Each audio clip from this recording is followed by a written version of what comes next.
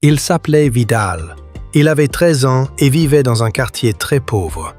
Les gens disaient souvent « Ce garçon finira en prison ».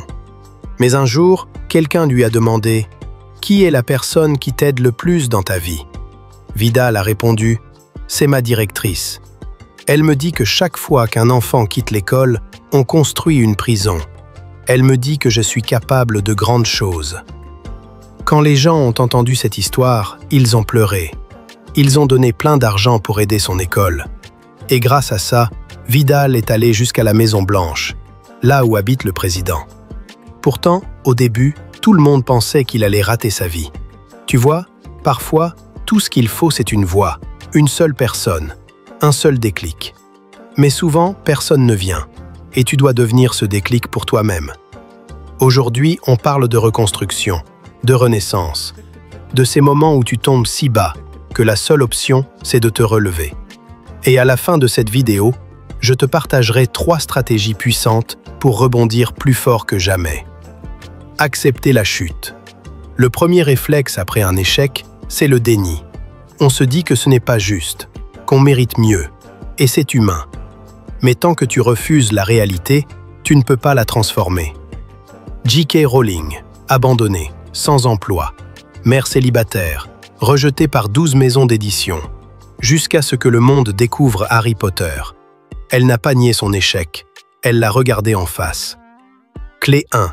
Note sur papier ce que tu ressens, ce que tu as perdu, ce que tu regrettes. C'est le début de la guérison.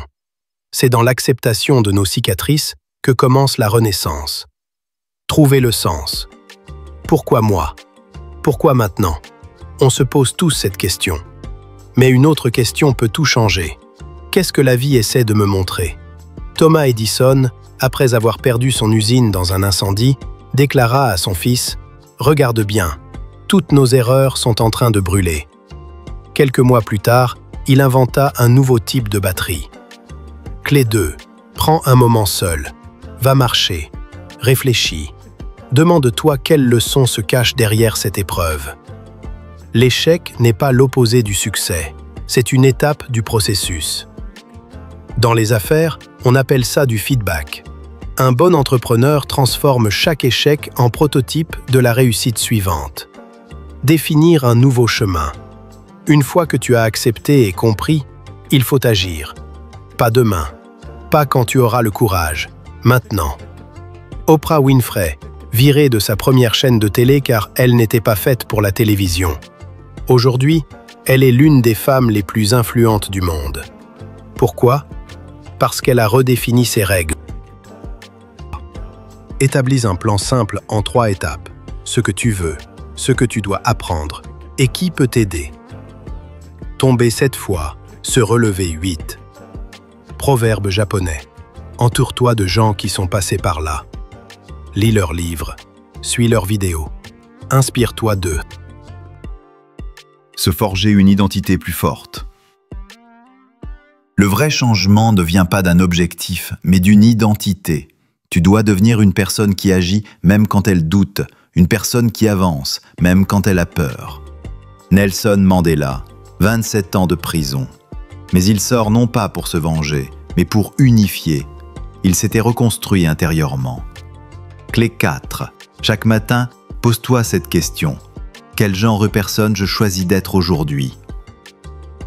La douleur t'a façonné, mais elle ne doit pas te définir. Devenir un leader, c'est d'abord décider de diriger ta propre vie avec clarté. Tu es tombé? Parfait. Tu as maintenant une perspective que les autres n'ont pas. Tu peux choisir de reconstruire, lentement, solidement, avec du sens. Récapitulatif des 4 clés. Accepter l'échec, trouver le sens, définir un nouveau plan, forger une nouvelle identité. Et comme promis, voici 3 stratégies de reconstruction mentale puissantes.